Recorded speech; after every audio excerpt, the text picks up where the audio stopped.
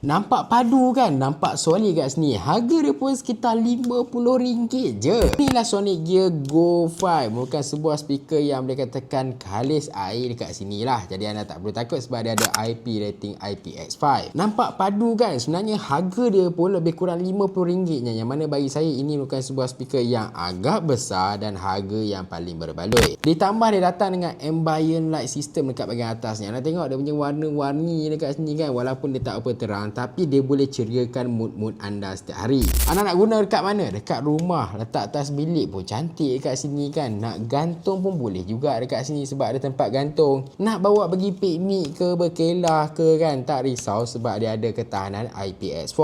Jadi kalau terkena air ke, debu, pasir dekat tepi pantai ke, tak perlu risau, dia still lagi on. Dia datang juga dengan Bluetooth yang agak latest iaitu Bluetooth 5.4. Jadi connection anda tu lebih stabil kat sini, lebih jimat bateri kat sini dan audio dia yang lebih sedap. Dan kalau katalah anda beli dua kan, anda boleh connect kiri dan juga kanan dan boleh jadikan dia sebagai TWS. Ya, macam earbuds tu, bunyi dia akan jadi stereo. Kiri bunyi, kanan pun bunyi. Itu lagi best. Size dia pun comel dekat sini kan. Nampak stylo, powerful, audio best, kalis air. Harga dia pun berpatutan. Anda rasa patut beli satu ke patut beli dua?